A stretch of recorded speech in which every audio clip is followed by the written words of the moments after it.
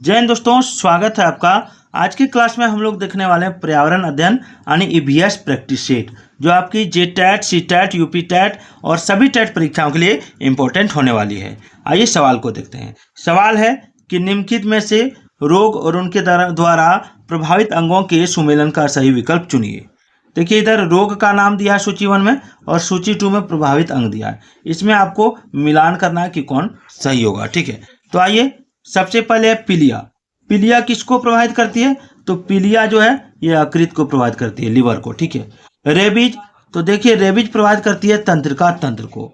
Ads किसको प्रभावित करती है? तो एड्स प्रभावित करती है प्रतिरक्षी तंत्र को। और फाइलेरिया प्रभावित करती है लिम्फ ग्रंथि को। ठीक है।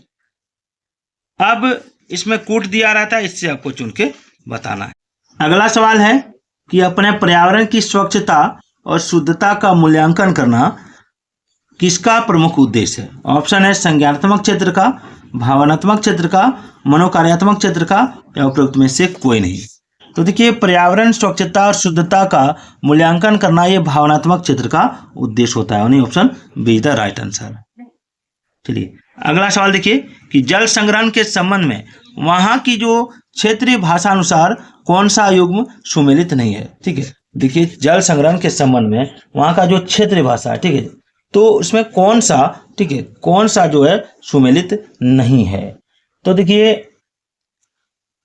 दिया राजस्थान में खादीन, कर्नाटक में कांदी, ठीक है, बिहार में आहार, तमिलनाडु में एरिस, यानी कांदी यहाँ पे हो जाएगा ऑप्शन सी। ठीक है, कर्नाटक कांदी। कांदी जो है पश्चिम बंगाल के मुर्शिदाबाद जिले का म्यूनिसिपल क्षेत्र है, याद रखिएगा। ठीक है, चलिए आगे बढ़ते हैं। अगला है स्मॉग यानी धुंध बनता है कैसे? स्मॉग यानी धुंध कैसे बनता है? तो देखिए धुंध जब कोहरे का संपर्क कारखानाओं की चिमनियों से निकली गंध से हो जाता है तो कोहरा आपका जहरीला एवं जानलेवा हो जाता है, जो धुएं एवं कोहरे से निर्मित होती है। तो इसका जो हो जाएगा ये हो जाएगा धुएं तथा कोहरे से। ठीक है, अगला देखिए। अगला यहाँ मिलान के दिया है, फिर कूट दिया हुआ है, तो मैं डायरेक्ट मिला के दिखा देता हूँ। इधर स्तंभ 1 में जीव का नाम है, स्तंभ 2 में संग्रहण है। ठीक है, तो देखिए मछली जो है, मछली को कहाँ रखा जाता है? तो मछली को रखा जाता है एक्वेरियम में। ठीक है। केचुआ, तो केचुआ हो जाएगा आपका टेरेटेरियम में। ठीक है। तितली, तितली कहाँ हो जाएगा? तितली आपका हो जाएगा वाइवेरियम में। ठीक है। और शाक हो जाएगा हर्बेरियम में, शाक हो जाएगा हर्बेरियम में। ठीक है, चलिए आगे बढ़ते हैं। आगे है कि सागरीय खरपतवार महत्वपूर्ण स्रोत है किसका? सागरीय खरपतवार जो है किसका महत्वपूर्ण स्रोत है? तो देखिए आयोडीन का हो जाएगा। सागरीय खरपतवार आयोडीन के प्रमुख स्रोत हैं। ठीक है, याद रखिएगा। और ये भी याद रखिएगा कि लेमिनेरिया शैवाल का प्रयोग आयोडीन बनाने में किया जाता है। ठीक है, कौन से शैवाल का? लेमिनेरिया। अगला है मोनाल, उत्तराखंड के अतिरिक्त किस राज्य का राजकीय पक्षी है? तो देखिए मोनाल जो है ये आपका आंसर हो जाएगा हिमाचल प्रदेश का। उत्तराखंड के अतिरिक्त ये हिमाचल प्रदेश का राजकीय पक्षी है। मोनाल को हिमालयी मोनाल भी कहा जाता है और यह पक्षी उत्तराखंड के साथ साथ हिमाचल प्रदेश का भी राजकीय पक्षी है, याद रखिएगा। अगला है ओजोन परत की मोटाई नापने की इकाई क्या है? ओजोन परत की मोटाई नापने की इकाई क्या है?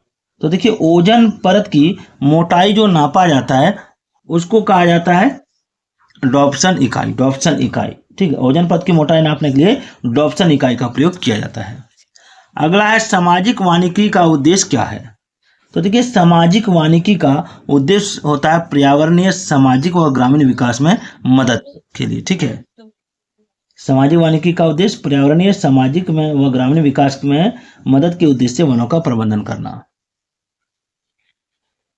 अगला चिपको आंदोलन की जनक गोरा देवी द्वारा चिपको किस गांव में प्रारंभ किया गया? तो देखिए चिपको आंदोलन की जनक गोरा देवी के द्वारा चिपको आंदोलन 26 मार्च 1974 को उत्तराखंड के रेनी गांव में शुरू हुआ था, रेनी गांव में। ठीक है, चलिए अगला है कि जब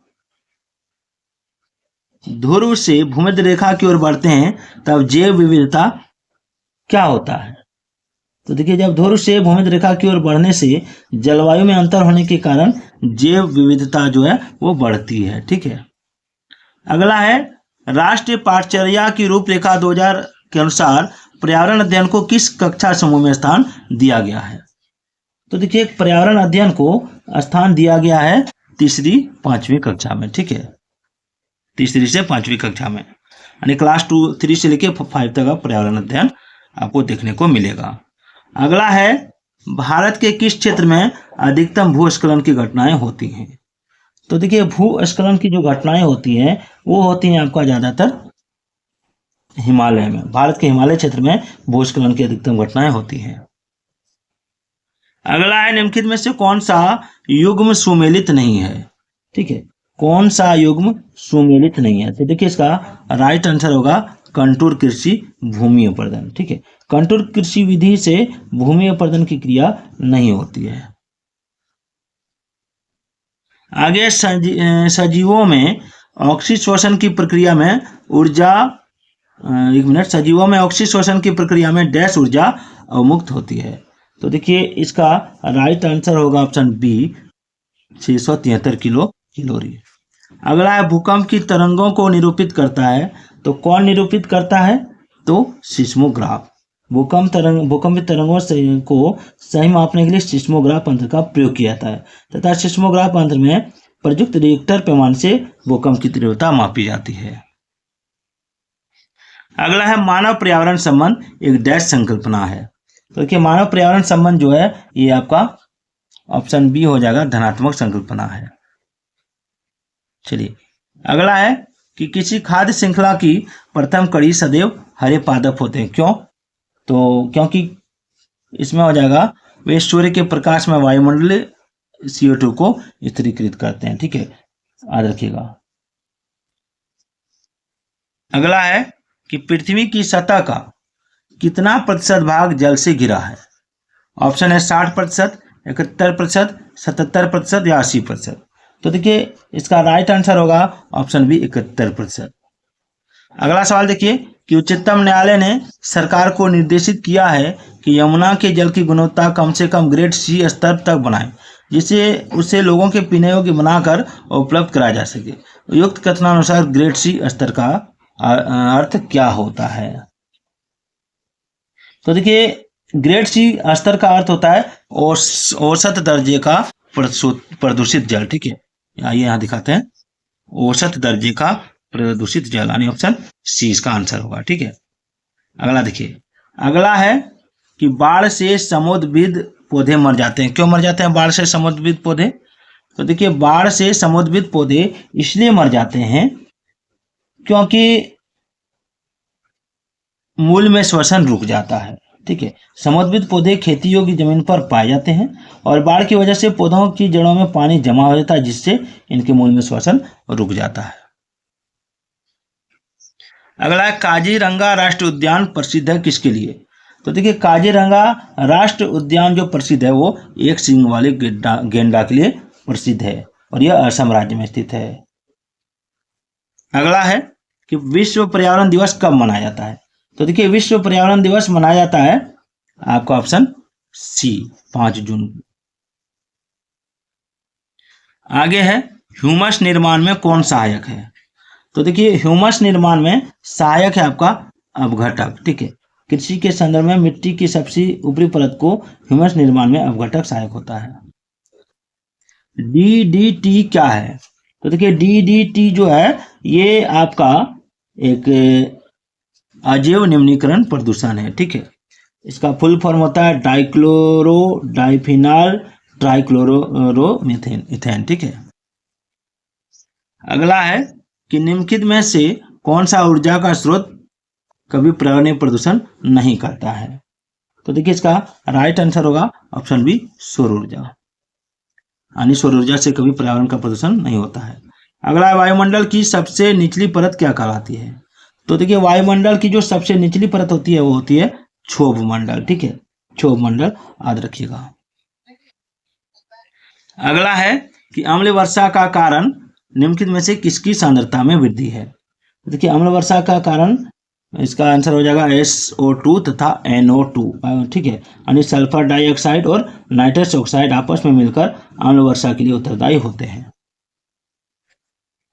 चलिए आगे है, रेड डाटा बुक में सम्मिलित क्या है।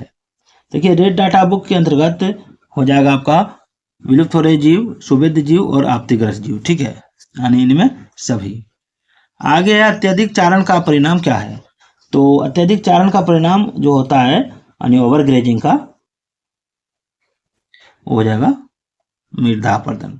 ठीक है, इसमें क्या होता है कि एक ही क्षेत्र में बहुत अधिक जानवरों को चराना, जिससे वहाँ की घास और वनस्पति नष्ट हो जाती है, और जब वनस्पति कम हो जाती है तो मिट्टी, पानी और हवा से आसानी से कट जाते हैं, जिससे मृदा अपरदन यानी सॉइल इरोजन होता है। तो आज का ये वीडियो कैसा लगा कमेंट जरूर कीजिएगा।